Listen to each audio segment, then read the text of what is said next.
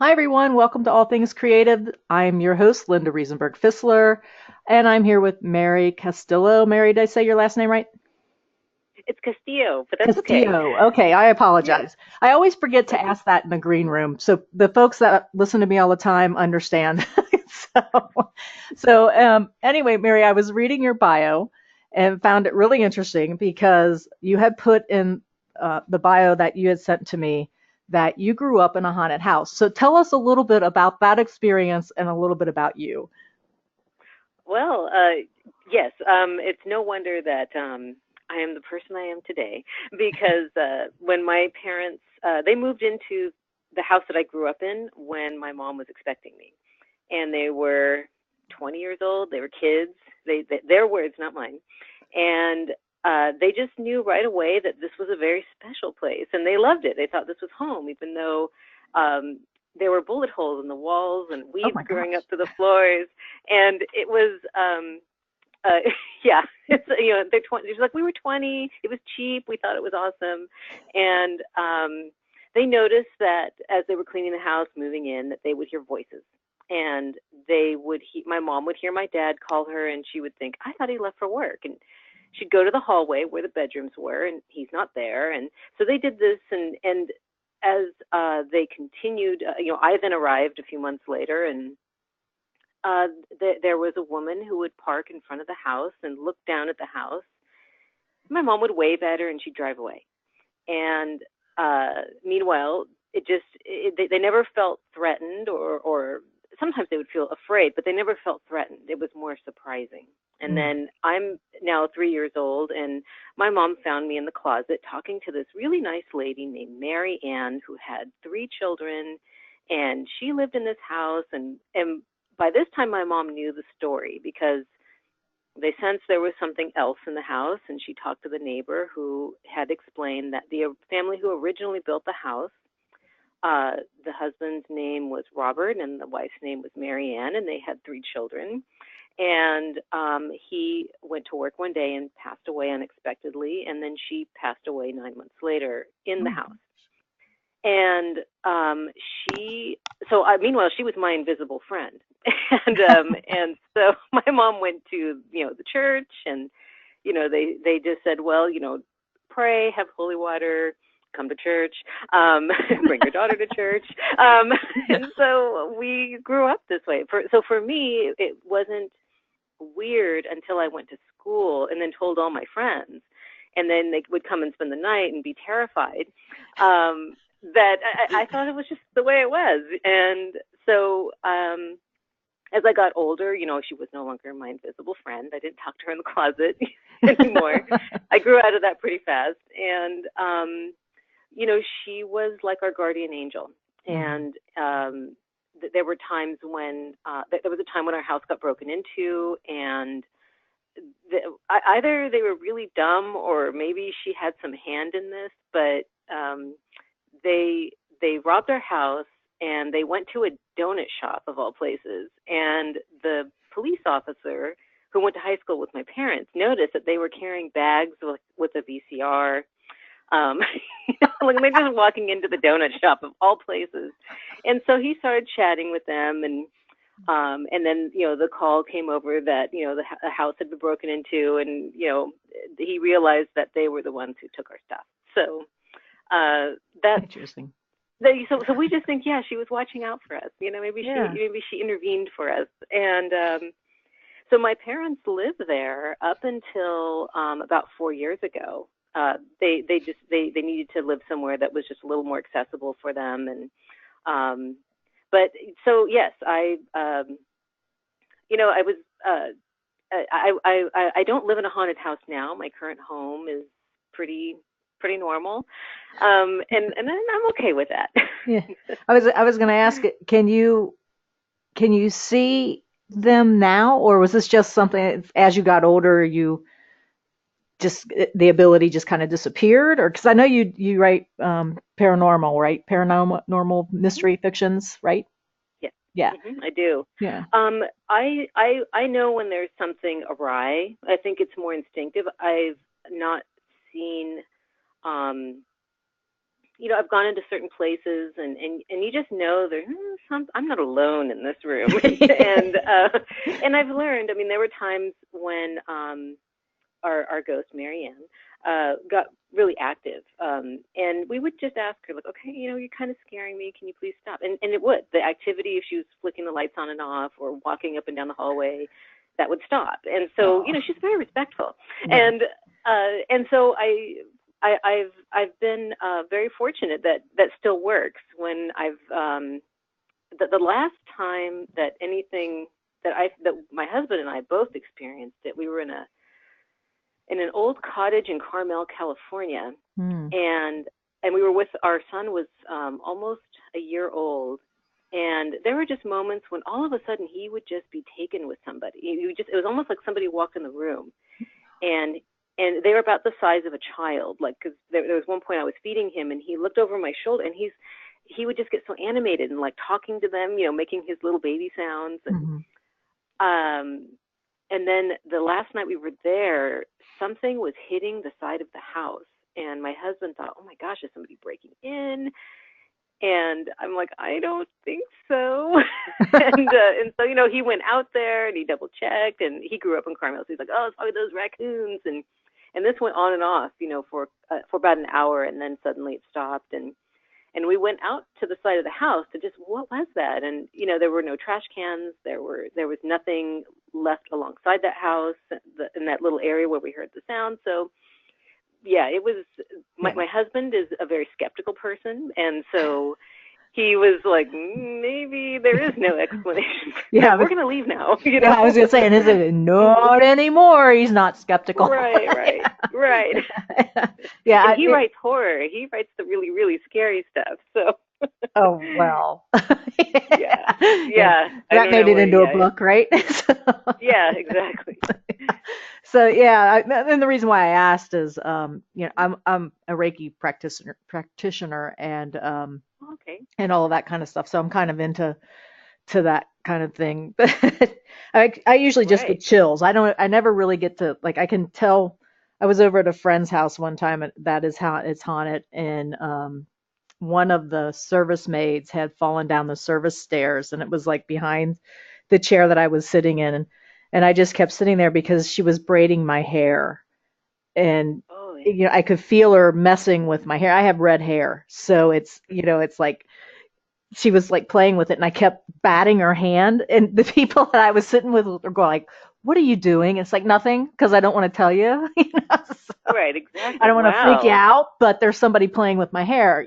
So it was one of those kind of things. And actually the people that bought the house, interestingly enough, had to sign a disclaimer that said that they were taking the house as is, as meaning haunted.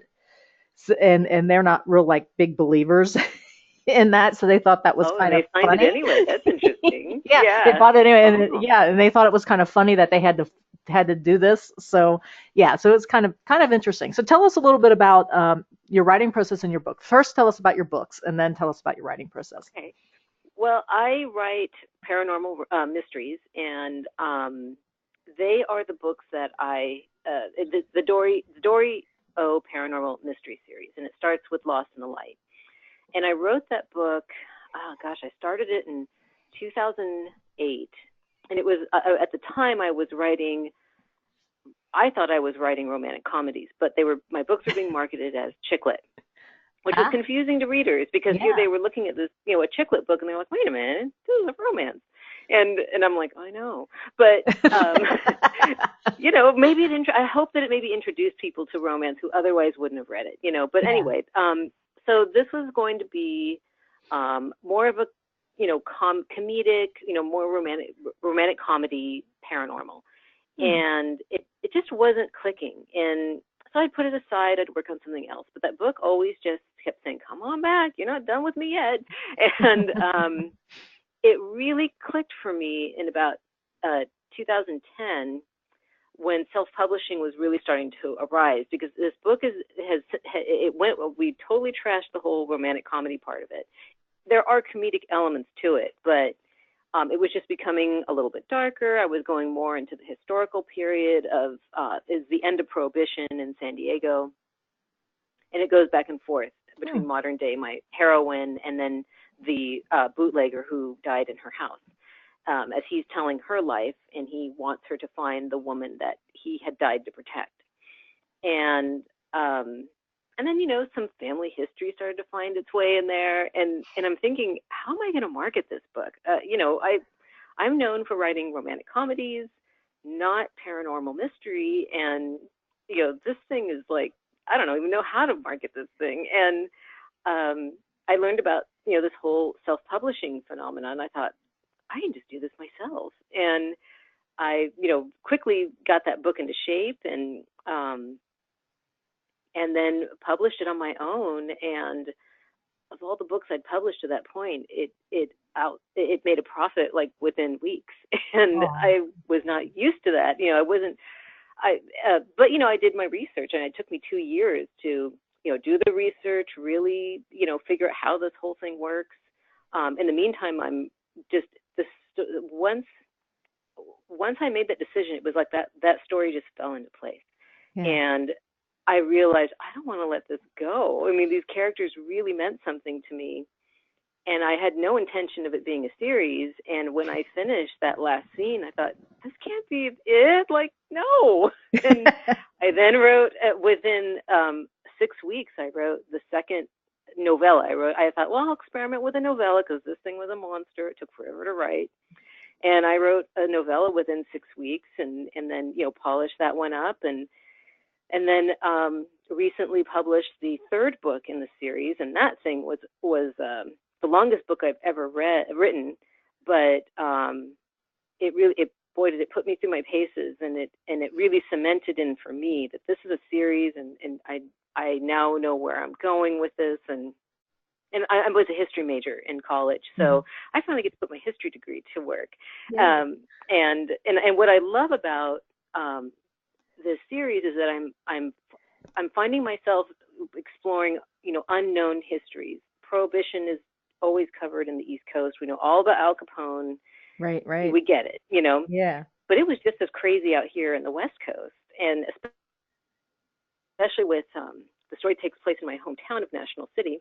It's 20 minutes. You can see the border on a clear day. You can see the Mexican flag in the far distance at the top of this mountain in Tijuana, and so it was crazy in that time. And so I got to tell some of that story.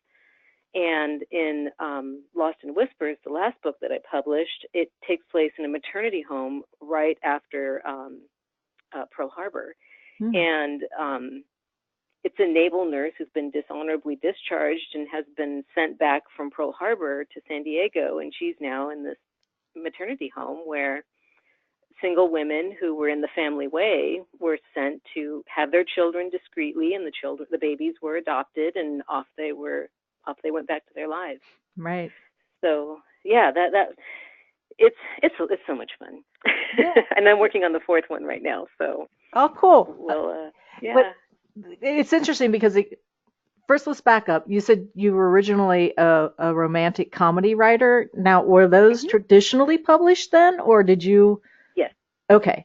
Yes, they were published through HarperCollins, and then I published an anthology with St. Martin's, and I really got started in mystery. It was a total accident in a short story collection called Orange County Noir, and Gary Phillips, who edited that project, he just says, I think you can write a mystery, and I'm thinking, I have books with pink covers, but okay, I'll try that.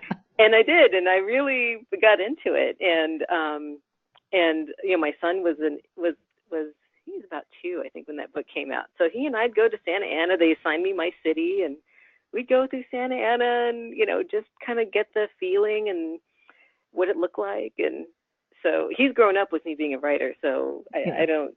Yeah. He just thinks his parents are pretty odd. Well, that's cool. So you've got the experience of traditional publishing and then as self-publishing. And I guess the first question always that comes when I talk with somebody who's had both experiences is, which one do you like better? Oh, yeah. It depends on what part of the publishing process I'm in. When I'm in the process of formatting the book and then juggling, getting the press release done, then I'm thinking, what did I sign myself up for? Exactly. Yeah, but in the creative sense, it is. Although I have two editors who are pretty strict, and they've read all my work, and so I know they're not blowing sunshine up, Right. they're not telling me what I want to hear. And especially with Lost in Whispers, they both were like, oh no, you can do better than that. Get back to work. And it's like, but wait, I wanted to publish it. Nope, it's not ready. And they were right. So thank goodness I listened to them. Right. So on the creative and marketing side of it, because I design my own covers. I feel that it's the closest to what I want to achieve. But I don't think I could self-publish without having had the experience of being traditionally published. My editor was so supportive and very transparent about how things worked. So I knew like how manuscripts are developed, how arcs are developed, why you develop them, a year and a half before the book comes out. So without that experience, I don't think that I would have been as effective as a self-published author. Yeah. Yeah. It's kind of interesting because I've not been traditionally published. I've only been self-publishing. So, I can't make that comparison, but there Right. certainly is a struggle in creating your platform, being self-published first without going through a traditional publisher.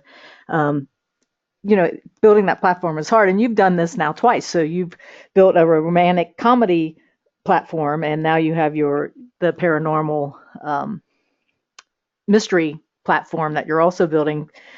Are you finding very much crossover with your fans? Do some of your Are you? Great. It is. It's been really cool because Dori, the detective in my mystery series, she and her grandmother and her sister are in a short story that I did called Names I Call My Sister. And so my chicklet, women's fiction readers, they liked her, and they liked her family, and I knew when I wrote her there's something very special about her, and I thought, there's more to that, and so that was then going to become the weird paranormal chicklet romantic comedy that is now Lost in the Light, which is not a romance. I mean, it has a love story in it, but it's definitely about she's basically at the beginning of the story. She has been she's recovering from an officer involved shooting, and it was based on a case that I had written about when I was a reporter for the LA Times Community News. And so she is moving into this giant old house, and out comes this guy from the 1930s, and suddenly she can see ghosts. And so it was a lot of people thought that, is this going to be like a love story between her and the ghost? And I thought, no, that doesn't really quite make sense. So, but there is a love interest, and then her grandmother is hilarious. Her grandmother is based on my Aunt Irma, who took care of me when I was a little girl, and so. So some of that, the humor is the moments of humor, because I think when you write suspense and when you write horror, because there are elements of, some people have told me, and I take great pride when people tell me, like, it's so scary, I don't know if I can finish it. Like, you get past that scene, don't you worry. And I'm thinking, but then there's that other scene, well, they'll be fine. It's not that scary. But, nobody gets their head ripped off. Right. But, so... I think you need those little moments of humor to kind of, break it up a little bit, give someone a breath, kind of relieve that tension, and then we can just go back into, right back on the roller coaster. Right. Yeah, it was interesting. I was kind of, you probably heard me chuckle because I'm not the most quiet laugher in the world. But when you were talking about, oh gosh, how am I going to market this? Because it's, it's based in history and it's paranormal, and, and all this. And I'm sitting here thinking, I'm doing the same, and I only wanted to write this one, and then at the end, you didn't want to let it go. And it was really kind of funny because I started out that way with Blind Influence.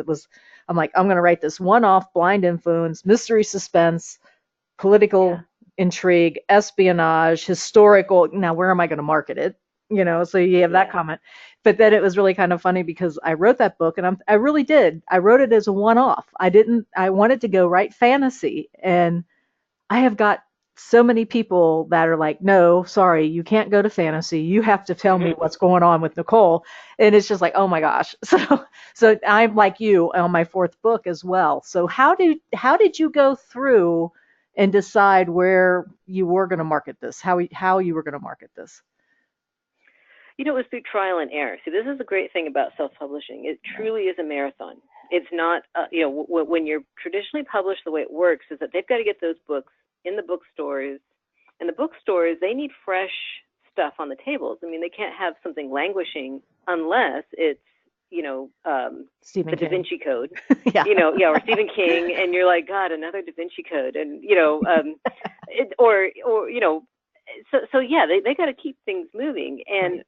whereas when you're self-published, and I began to quickly see in my royalties, I think it was 2008 or 2007 when my books came out in ebook through my traditionally published books. Mm-hmm. And I began to see the royalties on both the print and the ebook. The ebook versions are still selling today. It's amazing if I ever see a print sale. But even back then, ebooks started popping right away, and so they're perennial. I mean, they'll always be there unless you take them down. So, how when I first marketed it, Lost in the Light, I basically called it a paranormal mystery. So I was pretty clear on that. But Mm-hmm. then I got a little savvier. I belong to the Romance Writers of America, and I belong to the Orange County chapter. So, we would have people come in who taught us about Amazon keywords and categories. Right. And then I would think, oh, that's what that is. Oh, yeah, that doesn't make sense to have it be under, like, I think I had it under mystery, and then American history, mystery. I mean, it was just all over the place. And it's like, oh, okay, I need to be a little more savvy about this. And I have probably rewritten the back cover blurb, I don't know how many times. I did upgrade the cover, and you just get smarter. Right. And also I learned that there were other authors with books that were similar to mine, Susanna Kersley, Simone St. James, and I thought, maybe my covers should be a little, not quite, I don't want to just lift what their cover designers are doing, but it should have that kind of flavor. And so when I redesigned my cover, I designed it with that in mind. So yeah, I stick pretty much to the paranormal mystery, and the series has a tagline, "The Dead Are Waiting," which I can then play with when I do any kind of Facebook posts or any kind of advertising. Right. And thank God for the Wonder Woman movie, because the readers were really looking for strong female heroines. And I did an ad on Amazon that said something like, do you love a heroine like Wonder Woman? You should try, I don't know exactly what I wrote, something very cheesy. That ad had so many sales, and I thought, it was so cringeworthy, but people were looking for a heroine who's gonna, sees some guy in her kitchen and is gonna bust the door down and reach for her weapon, and she doesn't have her weapon, but she's still gonna go after that guy and take him down, and that's what readers wanted. And I'm like, thank you, Wonder Woman. Yeah. So you also learn to look for what's happening in the greater conversation of popular culture, and then appropriate it for yourself. Right. Yeah, it's really kind of interesting because I I I could in the earlier books, my earlier books, I can't say that Nicole is a strong female character at that point. Although I would bet you, now that I said that, I am going to hear from every one of my super fans who are female that will tell me, "Oh, yes, she is." So, Yeah. and what Yeah. is, she's had her world rocked, and she's kind of trying to get her balance back. And as I continue to write her, she's becoming, a baddie. And Yeah. so it's kind of Yeah. interesting.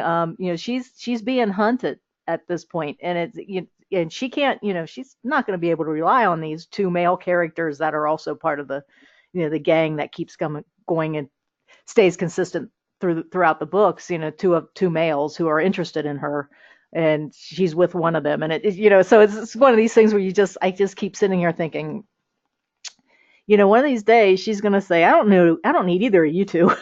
And she's going to go out on her own, or she's going to kind of stay the way she is. But I don't, those are all things so I can imagine just the conversations that go on in your head. Those are the kind of things that go on in my head too when you start talking about, strong female characters, which, hopefully this will help mold the generations behind us that, really can take hold of that and move forward. So well, Linda Carter was that for me. I mean, I yeah. remember I had my little Wonder Woman costume in my office. I framed it, and every day after school, I got in my costume, put my boots on, and she would come on at 3:00. I'd be in the hallway, and then that music would come on. I'd come running out, and I'd spin around and jump off the table.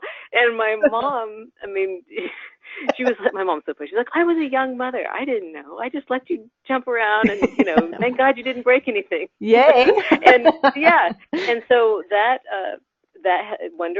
image in my mind of her with her hands on her hips, and she's so beautiful and amazing, and she could throw a car around. That definitely influenced me. I may have taken it too literally, but yeah. So so to see all the little girls when we went to go see the new Wonder Woman movie, was very exciting because they're in their little tiaras, and I had my 12-year-old son with me, and he, at one point in the movie, when Wonder Woman's a little girl and she wants to be an Amazon, and he goes, Mom, I bet that was like you were like that when you were little. And so that was also cool that the boys at his age are like, yeah, she's got a sword, and she got across no man's land. Cool. Yeah. They're not threatened by it. Well, it was really, I have to tell you this story too. There was also, I don't know if you remember, Isis when you were little, was another female character.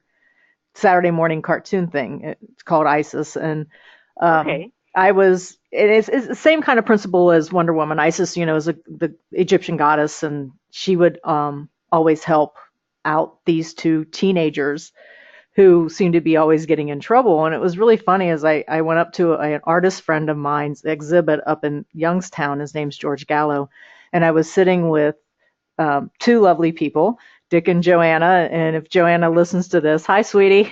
But we're sitting there talking back and forth, having a great time. I had no idea who these people were. They didn't know who I was. I'm not that I'm anybody big, but so we're having a great time talking about all this. And then she likes me on Facebook, and I start looking over her page, and I start seeing her talking about Isis. She was on the show. And I'm like, oh my God. So I sent her a private message, an email message, and I was like, Joanna, I am so sorry. I used to watch this show. And I was like, and she was laughing. She thought it was funny. So bless her heart. She's like, no, I enjoyed talking to you. We sat there we were there. We probably talked with each other for 5 or 6 hours, and she never mentioned ISIS. I never mentioned ISIS or, the show or anything like that. We were just having a great time talking about being creative and everything like that. So, but that show, it's like I used to go outside and do exactly what you were saying. It's the same thing. So it's amazing how those shows from our time is, really affected us, if you will, not in a bad way, in a good way. And, so that's so cool. It's kind of those things you sit there and go, oh yeah, I remember that.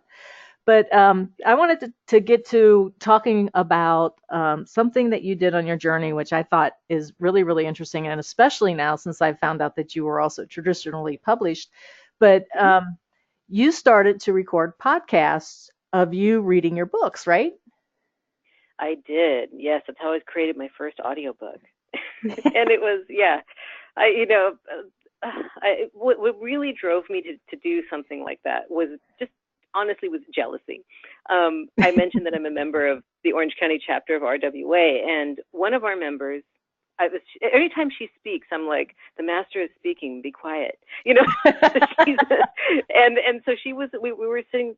We have an Ask an Author session before our meeting, and so authors, you come in early, and people it's very informal. People talk about, they just ask somebody who's been through it, and so it was her turn, and she was talking about audiobooks.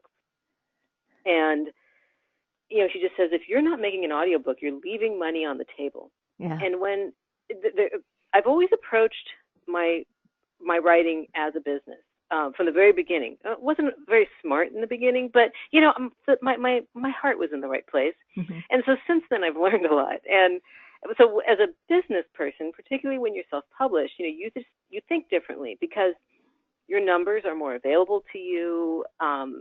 You know how it's all working in the background.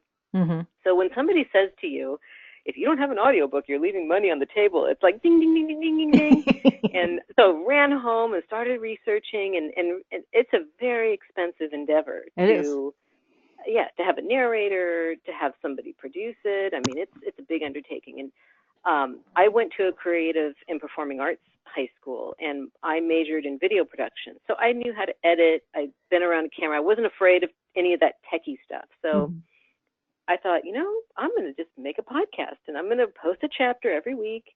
And I bought myself the cheapest mic one could ever find, which was not the best idea, but it worked. And I started the podcast. Oh gosh, I think it was March. Was it May or March? And thank goodness, recorded chapters ahead, so then I could just post them. And so I would record and edit and post as I went along for 36 weeks. And by the time I was done, I had an audiobook, and I had a little bit of a following. It wasn't like I took the podcast world by storm, but I realized what I saw as I was doing the podcast is that people were going and buying copies of the book. And I'm thinking, don't they just want to hear it for free? But no, they wanted to find out, like, what happens next. It's going to take her a week to post the next chapter. I can't wait. And the book it had, sales out of, seemingly nowhere. Yeah. And then I thought, oh, well, when I publish the audiobook, they've all listened to it. They're not going to buy it. I published it, and that first month, I basically made back what I had invested. Granted, it was a very cheap microphone. And I made a little profit, and I thought, I need to do the next one. So I then recorded Girl in the Mist, and that one's doing pretty well. And now I'm actually revising the fourth book in the Dori series. And then as soon as that's done, I'm going to be recording Lost in Whispers. And that's going to be a long process because it's a long book. So, yeah. But I love it. It's a new way for me to tell a story. And it was actually very helpful because at the time I was podcasting, I was recording Lost in the Light, writing Lost in Whispers, and remembering, oh, I forgot about that guy. Oh my gosh, yeah, I can't just drop him. And oh, that's right, she drove that kind of car. Darn it, I got to go back and change it.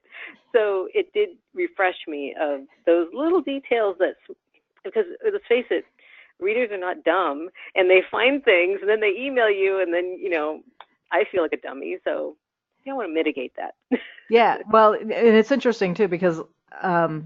First of all, you are inspiring. You've inspired me, and oh yay! Cool. I had to tell you that. I went out and had Skyboat Media record Blind Influence, and it was. This is professionally done. I mean, it's something I would never be able to attain on myself, but I also don't have that kind of money to turn right around and do the second and the third book in the series. So I decided that I was going to launch a podcast and I was going to read my books. So that, so that's what I'm doing. So you inspired me to do it. And, and I'm not right. Cool. And if I earn enough money, I promise all my folks that are listening out there, I promise Gabrielle and Stefan will actually read them too. So they're much better than I am. But but it's one of those things that and I had heard the same thing that you had heard, that you need an audiobook, that if you wanted to get more or less, and I'm putting quotes around the word discovered, audiobook, it would be a lot quicker because it is so price prohibitive for most people. unless they do something like, like we're talking about where they record it themselves, and then it's not really a promise either. Um, so yeah, so I'm glad I took the leap. I really am, because I'm very surprised how quickly the audiobook just launched. I'm very surprised how quickly it's moved up into, like 4 digits, which it took a while for the paperbacks to get to there, and the Yeah. ebooks to get to there too. But when you think of the millions and millions and millions of books that are out there, and then a little bit subset of that audiobooks, it's not the most simple thing to do. It's not the most simple thing to do to write it, first of all, but then to turn Right. around and Yeah. market it, Yeah. it's a whole nother, part of the brain that you're tapping into or something. So do you think you'll be narrating other people's books, or is this just going to be something you can keep to yourself? I'm thinking about that. Yeah, I've auditioned for done a couple auditions, and yeah, because I really enjoy it. I did a lot of drama and theater. I mentioned it when I was in high school, and I wasn't always comfortable being on the stage. I always did little bit roles and that sort of thing. Right. But I used to interview TV actors and musicians about like 6 years ago for two magazines, Tu Ciudad and what was the other one called? I'm blanking on it. But they were for Latin American people, and I'm speaking very generally. And so somehow became the entertainment writer. So I got to interview like Gina Rivera from The Closer, Raymond Cruz from The Closer, um, uh, one of the members of the Office cast, and I always kind of started to notice that either these actors were painters or they were writers. Mm-hmm. And then I thought, we kind of are doing the same thing. They express it in a public domain, whereas we express characters in the privacy of our own office, and then we don't do what they do, but we're basically using that same part of our mind and of digging in and bringing a character to life, and seeing what they do, having to do it with in front of a camera or on a stage. I don't think that's not my thing. Right. But behind a mic, I could do it, and I really got into it. At one point, I actually I cried, and as I was reading a scene that I had written like 5-6 years ago, and I thought, oh my goodness, it really touched me. I mean, I gotta stop crying. I gotta finish this dang scene. So. Or I'd bust up laughing, or although I will say the hardest thing to narrate is a love scene, because Girl in the Mist is definitely more of a romantic. I would say that's a paranormal romance, because it's the heroine with her boyfriend, and it's not explicit, but we all know what's going on. Yeah. And then to have I thought when I wrote it, I'm like, yeah, that's awesome scene. It's so it's seductive, but it's not explicit, and yeah, awesome. And then I had to narrate it, and I'm like, oh my gosh, why did I write this? It should have been a kiss on the cheek, and that'd be it. But yeah, so that was hard, and that had required many retakes and a lot of editing. But I know when I listen to it, I can hear like, oh my gosh, that's when I'm about to bust up laughing. But hopefully, so far, no one has said, she sounds like she's, laughing and squirming with embarrassment, like a, 13-year-old girl. So far, no one's caught on to that. But yeah, I can understand that, because I've started to record some things too. And actually, my funniest part was when I went through Skyboat Media for the first book to be professionally recorded, and all of a sudden I started getting pinged these questions. It's like, how do you pronounce this character's name? How do you pronounce this character's name? And I wrote back and said, oh my God, I never thought anyone would have to say these out loud, because they were Inuit, they were Indian names, Native American names. And I was just like, oh no. So I'm like scouring the internet to see if there's some little video file that has the pronunciation of the names. And then I finally called them on the phone, and I said, you know what? I said, I couldn't find any real pronunciation on it, but this is the way I say it in my head. And they were like, we're going with that. So it's just, it was crazy. God. But yeah, so now when I'm writing, I'm going, and I'm picking out names. It's like, you're going to have to pronounce this. So just be aware. And you can always tell when something's coming up when I'm reading too. Like you said, thank God for editing. Like the readings and things like that, because all of a sudden I'll stop and go. There'll be this long pause in the middle of a sentence where there wasn't a comma. Mhm. And it's just kind of Yeah. one of these. Oh no, I have to say this name. So yeah. Yeah, and it also has made me more conscientious as a wordsmither, Hmm. because what works in the act of reading doesn't necessarily translate in audio, and so it's made me a little bit more conscientious about, um, in particular, dialogue, and not having these long darn sentences, Right. just being a little more succinct, and and and also with pacing, Yeah. because when you're reading it, you start to, even though I had written this stuff, it was kind of new to me, because I don't reread my books after I publish them. So then I thought, okay, had good pacing in that scene. That could have been a little tighter there, or I could have maybe lengthened that one out a little bit, and then hit him over the head. But so yeah, I think it will. I saw improvement in my writing, Oh or yeah. maybe I felt it. Yeah. Yeah, I think that's absolutely true too. I wrote three prequels, short stories for each one of my main characters, and um, it was really kind of interesting because I went back and read those, and I'm reading them on the thing, and I'm like, holy cow, I need to clean these things up, even more, Right. because Yeah.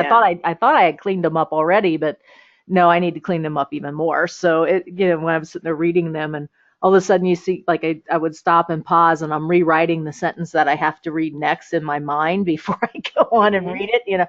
So yeah, so I think, definitely one of the reasons why, like, so you inspired me to do it, but then I also decided that if I ever had the opportunity, and I'm hoping it does, and now I think you probably would feel the same way. If I ever had to do an author reading in front of people, I would probably have a Mhm. lot more confidence doing that, because I figured if I was going to practice reading in front of people, I might as well practice reading, you know, in my room, my Right. office, but actually knowing that this was going to go out and people were going to hear it, it still puts a little bit of pressure on you. So hopefully, if I ever get asked to do an author reading somewhere, I'll be able to do it because I've been practicing. So, Yeah, and that was one of the reaction that I would get in book signings is that, because I've done a few, and I always felt like, I've done book signings, but it's never been like, the cast of millions who come to right. my book signing. So I felt like, these people made an effort. I need to entertain these people, and so I'd put a little something into it. And I used to do a lot of events with this group of gals, and one of them said, I don't want to do book signings with you anymore, because, you get all into it. So they started making me go last, Oh, and I know. And then I'm like, fine, I'll even be more fabulous, and then they get mad because people would buy my books, and it's like, so yeah, you better take some drama lessons, girl. But yeah. I don't know if I I can hold learned, a candle so to you, Mary. I don't know. yeah. So I knew, okay, people react to it. It does it if they sense, you can draw them in, and if they sense your passion for it, and that these characters, then they want a piece of that. So that was one of the deciding factors, was that, okay, I know I can do this. And I can even do it in front of people for very short periods of time, Mhm. and very small groups of people, and and I'll be okay. And most of whom are my family, and they know how weird I am anyway. It Aw. doesn't bother them. So yeah, it's really neat to see, when you're doing a book signing, because that's when some people are very bold, and they will tell me, I didn't like that last book you wrote, but this book I really like. And you're like, Oh. oh, okay, thank you very much, I guess. And I had a book signing at the National City Library about a couple of years ago, and my son was there, my family's there, and in walk these ladies, and I'm thinking, like, oh, cool, they're not related to me, they're actually like people off the street maybe, and they had been following my writing from the very beginning, and so she asked about like, oh, are you going to write romantic comedy? And I'm like, oh no, my answer is no. But she was very sweet. And then my brother's checking her out, and I'm like, no, you go sit down. You leave my readers alone.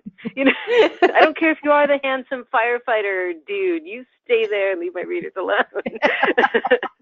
So, hopefully he won't hear this. Sorry. If he is, sorry. Yeah, I'll let that one go. We'll move on. Yes, I know. But yeah, I understand what you're saying, because I think it's really important too. If there are any authors out there that are listening to us, is when I would go to a book signing, depending on what kind of book signing it was either I would talk about writing the book and creating the characters and what's driving the characters.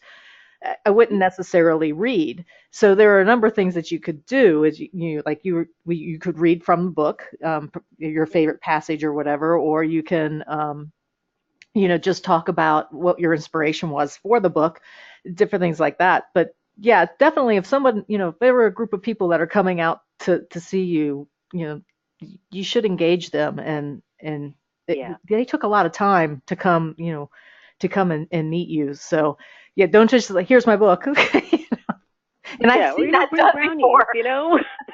Yeah. And I find that if I go to an event where I'm just sitting at a table, I might not sell that many books, but if I'm on a panel and or reading the book or both, I'm guaranteed that people are going to walk out of there with some of my books, and it's a nice feeling. I mean, it's because that's why we do it. And gosh, who was it that said that a book's not completed until the reader finishes it? Oh, that's really true. Yeah. And it sucks when they don't like it and they go on Amazon and tell everybody, but I'm very lucky that for the most part my readers have been very supportive, and like I said, sometimes they're pretty honest and they say, I didn't really like you that you did that. Why did you have to kill that guy? And I know, I'm sorry, but it's paranormal. He might come back as a ghost. I don't know. So that means that they got invested in it, and that they remember it. I mean, there are sometimes I'll look at a book and think, oh, that looks like a good book, and then I start reading it and think, oh yeah, I read this before, but I'd completely put it out of my mind. And then there are others where I can remember, oh yeah, that minute when she found out that he loved her. Oh my God, I cried. Yeah. So yeah, if someone is moved and they're willing to tell you to your face or on Amazon, cool. I did my job. Yep. Yeah. I actually had a passage in one of the books where I did, as far as the reader was concerned, that person was killed off, and it was really interesting getting the reaction from everybody that I got. And so I can totally understand what you're talking about with that, because it's just like, no, not him. And it's like, yeah, he's gone. Then you could actually have some fun. It's like, yeah, he's gone. Well, I mean, it's like with Game of Thrones. I mean, people just, you now go into every season thinking, oh my God, who's going this time? Please don't let it be Jon. Please don't let it be Daenerys. No, it can't be that guy. You just, all bets are off on that show. Yeah, but I'm almost afraid of the new season. Yeah. Well, actually, you're talking to somebody who's not watched one episode of Game of Thrones, so sorry. Oh well, you've got. Well, I mean, for I wish that I was that person who'd never seen it, because now then I could binge watch all those seasons and not, be dying to know what happens next. Yeah, but believe me, there are other serials that series that I can't live without. So I totally get that. Totally get that. Yeah. So, but yeah, it's kind of interesting as how everybody reacts to your characters are totally different. Than, I'm sure you've had this experience, than what you thought. Like, there's one character that I'm writing that I actually like the guy, but everybody else hates him. And you know what? He's a politician, so I think everybody just hates him by default because he's a politician. Yeah, they're like, and I'm like, wait, no good. Yeah. And I'm sitting there going, wait, this guy's good. No, he's not. No, he's not. He's sneaky. He's dirty. He's, Have you ever done that with? Has anything like that happened to you with your characters? Yeah. Actually, in Lost in Whispers, there's a bad guy, and the readers are like, you got to kill that guy off. He's. But I'm like, no, I actually really like this guy. I mean, I don't approve of his behavior, but I get him. I understand why he acts the way he does, and he's just too much fun as a bad guy. It'd be like if he killed off Darth Vader. There would be no Star Wars. There'd be no point. So yeah, some. So if they hear this podcast, they're going to be like, oh, no, you mean he's going to be in the next book? And yeah, I think he is. I think he's going to be up till the end because he's just such a great shadow side of Dori. Yeah, so yes, I've had that happen. I've also been surprised when people want to know more about a minor character. Yes. And I'm always like, really, that guy? Like, what? Really? But even I'm not that interested in the character. So you never know what's gonna click with people. And what has been really gratifying is when I published Lost in Whispers, and there are periods when it would just be selling, and then all of a sudden it'd be a little quiet, and a little sale here and there, and then all of a sudden it'd get popular again, and then people would then start responding on Amazon or emailing me and saying, oh, is this going to be a series? It was before I published Girl in the Mist. And it's like, why, yes, it is. I'm working on that now. So that was really exciting that people wanted more. So I knew, okay, my instinct was right to continue that on as a series. Because I know that sometimes there are series, very long-running series, where you're like, you pick it up and it's like book 17, and you're thinking, yeah, they're pretty much doing the same thing as they were doing in book 6, so I think I can let that one go. Yeah. But when people were asking for it, then yeah, it felt good that my instinct was on with this particular series. Right, and that kind of brings up a question, because I've had a couple folks that have actually reviewed the books out on Amazon and have posted, this book was okay, but I don't like books that don't have an ending. Meaning, one off. This is truly the ending. So, and I tend to write, and I'm thinking that you kind of do the same, only maybe not as dramatic as I do, maybe, but like I write in trilogies. So there was the set of 3, and then the next set of 3, and then the next set of 3. So very much like Star Wars 1, 2, 3, 4, 5, 6, whatever. And so, again, I write the 3rd book and I'm thinking, this is it. And everybody's writing back to me going, this is going to continue, right? This has got to continue, right? And, it's like, I have a lot more of those than I don't like books with endings, but there have been a number of people who have read the book that have come back and said, I don't like books that don't end at the end of the book. I don't want to read another book. And it's just like, okay, then really this isn't your cup of tea, so stop reading my books. Yeah. But move on. There are many other authors out there. I know, and it's like, I don't understand why you're hitting me with this. Just don't read my books. It's okay. Yeah. But it was funny is with all of this, if you step back and you look at this series that is like Game of Thrones, The Crown, Billions, Outlander, name them all out there on Netflix or whatever. I mean, it's series after series after series in the TV world, in the movie world, that is being, handed to us. I mean, even in the movie world, we had Mockingjay or Hunger Games. Yeah. Thank you. So why did my mind just go blank? But you have the Star Wars, the Hunger Game, the one with Deviant. What was that one? Allegiant, I think is what it's called, or something like that. But anyway, okay. But there were those as well. So you get series of 3 movies: The Hobbit, The Ring, Lord of the Rings. They were a series of 3 movies, and then you have the series that you have on TV. So it's almost like it's an expectation, I think, that readers have now, is that these books are becoming series, one right after the other. So I think there's kind of like I think the reader expectation is changing, and maybe you can talk to this a little bit too if you see it or not. But I think it is changing, that these characters aren't just one-off. There's something that needs to be carried on. They want more. I mean, even if you write, a 400-page book, 300-page book, somewhere in there, they want that next 300-400-page book, and they want these people and it's like a familiarness or something. Yeah, I can't put my yeah, I know finger on it. exactly what you mean. Yeah. Yeah, I mean, because and they were, and my favorite, when I look back at my favorite books as a reader, because we all start out as readers, and then we're the crazy people who then decide, no, I'm going to write my own book.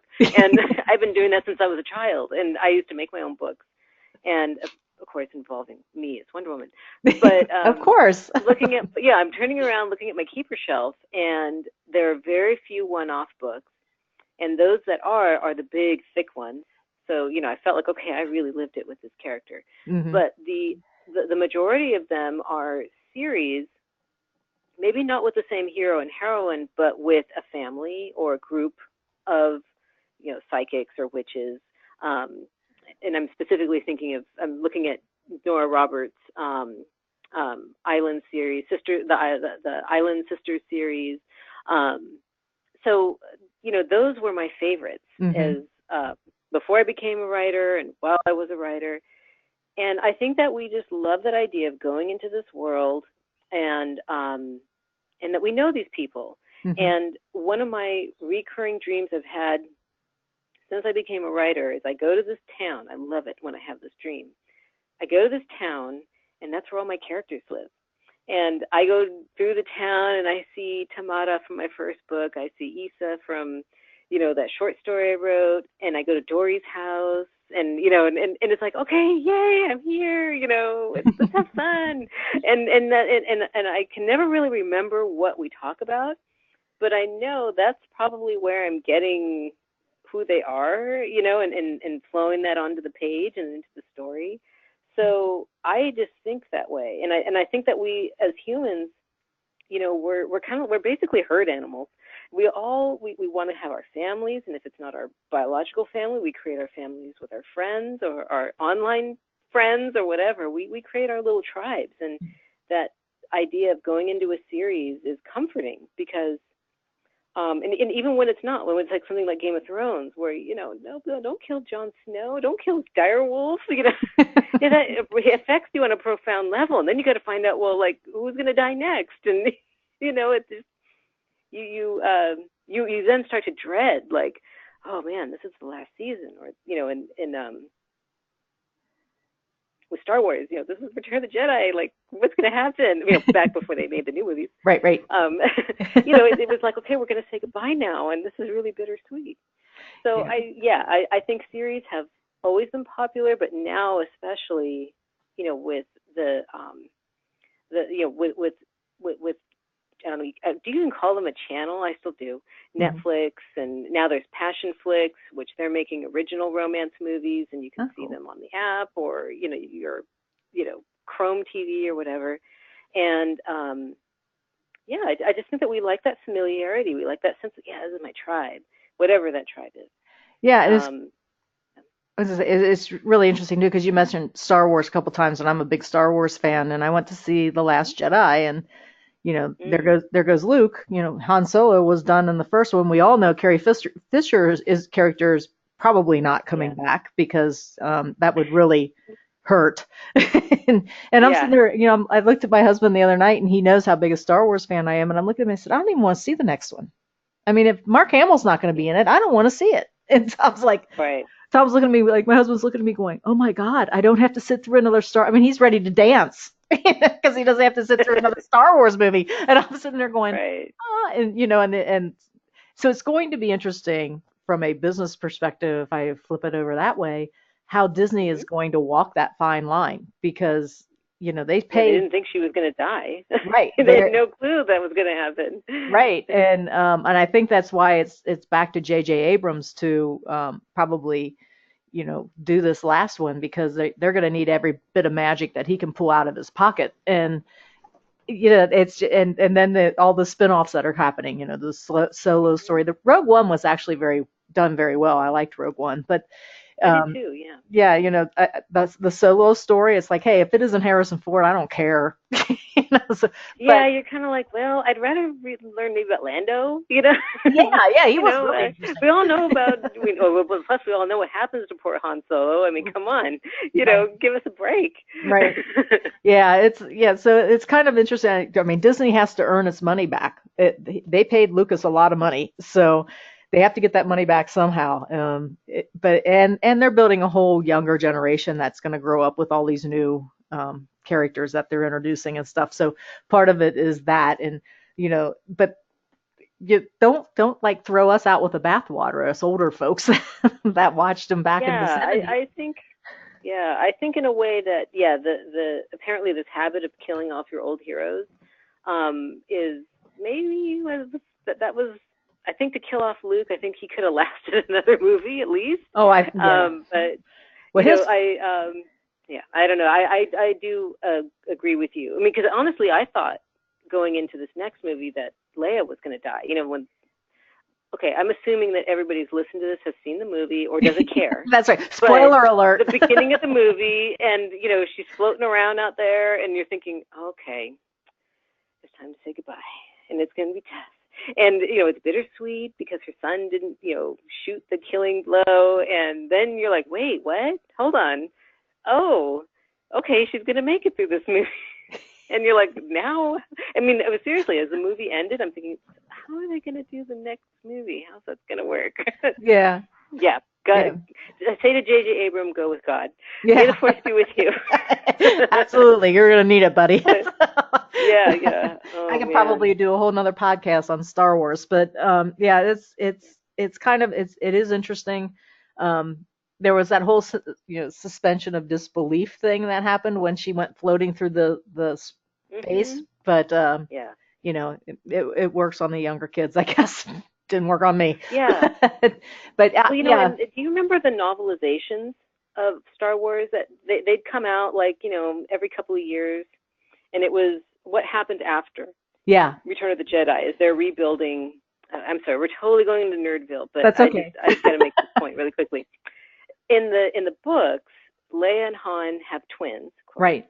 And Leia is training with Luke to develop her powers as a Jedi because right. Her dad is Anakin, and so I thought, oh, that's cool. Like she, if I remember correctly, like she's kind of resistant to it. Like, yeah, I'm not really into this. I got more important things to do. And then I didn't read the other books, but I think he ends up in this. Luke ends up on this island where there are all these women who have like super strong in the Force, and yeah, I in a way it would have been cool if either they showed that Leia, developed her powers in the Force, so it just kind of wasn't thrown at us in the second movie, right. or that. I mean, it makes sense that her son is the way he is, but yeah. Anyway, that was my one. Like, there was an opportunity there, and we missed that opportunity. Right. Yeah, and there were so many of those. I guess you want to call them like authorized. Yeah. Other novels, if you will, not where Lucas was like, yeah, you can go ahead and write that, and he definitely did give his okay on which ones could go and which ones, definitely weren't going to make it. But yeah, so it's amazing that there's so many different themes that you can look at and say, this is in my book and it appears in this other novel or it appears in the movie or however you want to say it. When we were talking about, we don't like really thick books, so 300-400 pages, and then you move on, and so it becomes a series. And I'm sitting here thinking, where would we put Ken Follett's Century Trilogy, which are 900-page books, and there's 3 of them, but maybe that's a whole different discussion. But I can say that at the end of that 900-page book, I was at, the last line was something like, and then there's this chap called Hitler, and I was like, oh no, I just went through World War I. I can't handle World War II. I've yet to pick that book up.